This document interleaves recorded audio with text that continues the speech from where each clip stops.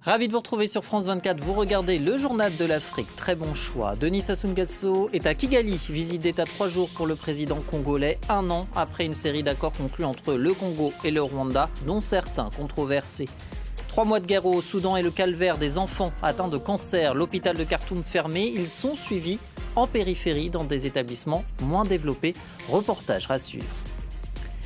Et puis nous irons à Kinshasa, une semaine des Jeux de la francophonie, la capitale de RD Congo. Est-elle prête à accueillir la 9e édition? Réponse en fin de journal. Denis Sassou Nguesso et Paul Kagame affichent leur unité. Le président congolais a été reçu par son homologue rwandais. Coopération qui s'affine. Il y a 1 an, les 2 hommes signaient une série d'accords. L'un d'eux concédait à des sociétés rwandaises près de 12 000 hectares de terres agricoles congolaises. De quoi faire grincer des dents les ONG. À Kigali, les explications de Clément Diroma. C'est une relation de très longue durée qu'entretiennent ces 2 chefs d'État au pouvoir, tous les 2 depuis plus de 20 ans. L'objectif de la visite du président Sassou Nguesso auprès de Paul Kagame pendant les 3 prochains jours sera de prolonger une coopération entamée dès 2010 et élargie l'année dernière dans les secteurs agricoles, commerciaux, dans l'éducation, dans le secteur minier également. Au total, 8 accords furent signés en mai 2022 lors d'une visite du président rwandais à Brazzaville. Mais l'un d'eux a reçu un accueil plutôt mitigé côté congolais. Il concernait la cession pour 25 ans de près de 12 000 hectares de terres agricoles à Crystal Ventures Limited, vous savez, le bras financier du pouvoir rwandais qui possède des sociétés très actives sur le continent. Plusieurs ONG congolaises parlaient à l'époque d'un accord anticonstitutionnel et bien dénonçaient une cession du territoire national illégal qui doit être décidée, selon eux, par un référendum.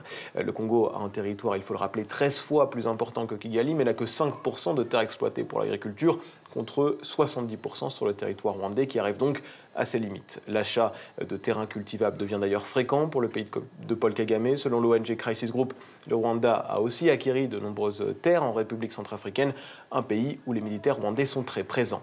Enfin, à la veille de cette visite de Sassou Nguesso au Rwanda, le Parlement congolais a adopté un accord d'exemption qui permet maintenant aux Rwandais de voyager jusqu'à Brazzaville grâce à un simple visa à l'arrivée, ce qui devrait faciliter davantage les échanges entre les 2 pays. Qui voudra se présenter à la présidentielle sénégalaise de 2024 n'y échappera pas. Le nouveau système de parrainage voté par l'Assemblée nationale jeudi, il faut désormais 0,6 et non plus 0,8% des électeurs pour valider sa candidature. Réforme constitutionnelle qui ne fait pas l'unanimité, comme nous l'explique Elie Mandao depuis Dakar.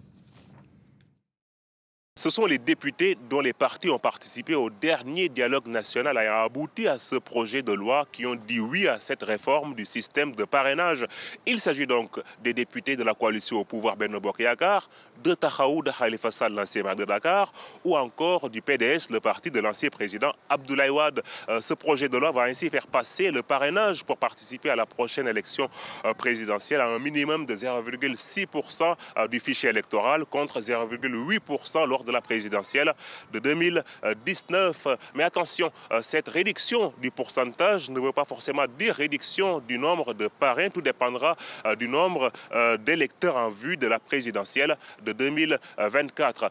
Pour les défenseurs de ce projet de loi, comme le ministre de la Justice Ismaïla Madior Fall, le parrainage est un progrès démocratique.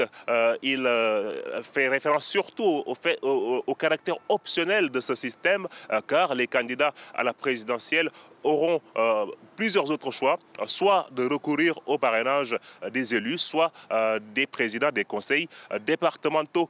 Pour les opposants comme Abbas Fall du parti PASTEF, parti d'opposition, le parrainage vise à exclure des candidats de la course présidentielle. Il estime, je cite, que le parrainage doit disparaître de la Constitution. Lors de la présidentielle de 2019, seuls 5 candidats avaient réussi à passer le filtre du parrainage sur une liste de plus de 80 candidats.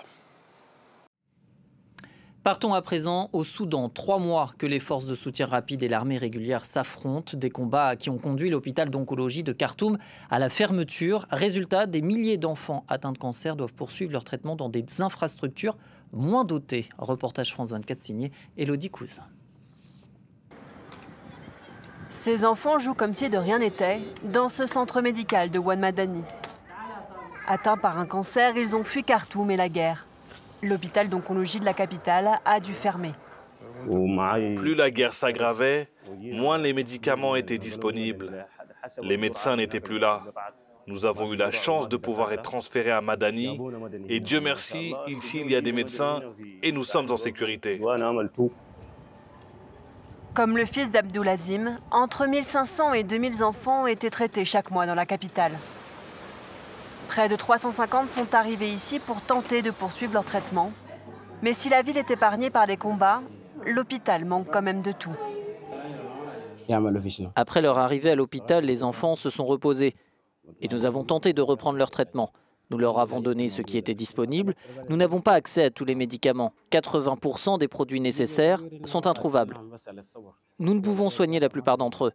La seule chose qu'on puisse leur dire, c'est d'être patient et d'attendre. Avant la guerre, les enfants de familles fortunées allaient se soigner en Égypte ou en Europe. Le Soudan a toujours connu des ruptures de stock. Aujourd'hui, une ONG a réussi à constituer une réserve de médicaments pour traiter certains cancers. Elle pourrait durer 6 mois. Le problème est lorsqu'un traitement est administré à un enfant et qu'il se termine, il doit attendre longtemps avant de pouvoir le reprendre et cela perturbe le processus de guérison. Nous pensons que le manque de médicaments nous ramène en arrière et détruit nos avancées. La santé des enfants empire ici. Le nombre de nouveaux cas de cancer n'a cessé d'augmenter dans le pays ces dernières années. Faute de médicaments à cause de la guerre, des milliers d'enfants pourraient mourir. Et l'actualité du continent, c'est aussi cette double attaque au Niger. Elle a eu lieu jeudi dans la zone dite des 3 frontières. 2 villages près d'Anzourou pris pour cible par des hommes armés. Bilan 12 paysans tués. La région est régulièrement frappée par des groupes djihadistes. Ils ont multiplié ces dernières années les assauts contre les civils travaillant dans le secteur agricole. À Maurice, l'organisation des élections municipales n'en finit pas de créer des remous. Reportés en 2020, en 2021, puis en mai dernier, le scrutin est censé avoir lieu en 2025. L'opposition et la société civile y voient une atteinte à la démocratie. La Cour suprême est appelée à trancher. Explication depuis Port-Louis de notre correspondant Abdoulaye Rali. Ce sont au total 5 plaintes qui ont été déposées en justice contre les autorités mauriciennes pour avoir reporté les élections municipales pour la 3e fois depuis 2020. Pour justifier cette décision, le gouvernement invoque un projet de réforme de l'administration des villes. Mais pour l'opposition, il s'agit là d'un prétexte pour échapper à un test de popularité auprès de l'électorat. C'est antidémocratique. 4 ans qu'on va priver les citoyens de leurs droits. Bien sûr, il y a d'autres arguments comme le droit de se porter candidat qu'on nous prive, le droit d'élire les gens qui nous gouvernent. C'est un peu dans cette logique qu'on est venu ici. Selon la Constitution, l'élection des conseillers municipaux et des maires doit avoir lieu tous les 6 ans. Or, 8 ans se sont écoulés depuis le dernier scrutin municipal. Pour nous, c'est une question de principe. C'est une question de sauvegarde de la démocratie et pour des valeurs très nobles. Les représentants du pouvoir, appelés devant la justice dans le cadre de ces procès, se sont refusés à tout commentaire. Le gouvernement se défend de vouloir éviter l'électorat et affirmer à l'Assemblée nationale que le temps est venu de réformer la démocratie régionale. Ce scrutin devait servir de test de popularité politique à 1 an des législatives.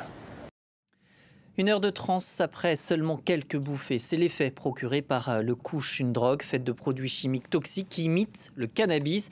Abordable, elle tente la jeunesse désœuvrée de Sierra Leone, désœuvrer aussi les professionnels de santé face aux ravages qu'elle procure. Camille Nedelec. Une petite bouffée, aux grands dégâts. Cet homme fume le couche, une drogue synthétique qui imite l'effet du cannabis, mais dont les conséquences sont plus néfastes.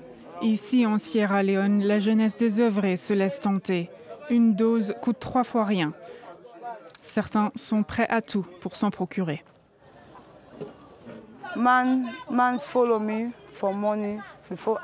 Je laisse des hommes me suivre pour avoir de l'argent pour m'acheter du couche. Et je tresse des cheveux aussi, mais je fais peu de tressage de cheveux. Parfois, je vais dans la rue pour me prostituer pour de l'argent et pouvoir obtenir ce que je veux. Cet hôpital psychiatrique est le seul du pays.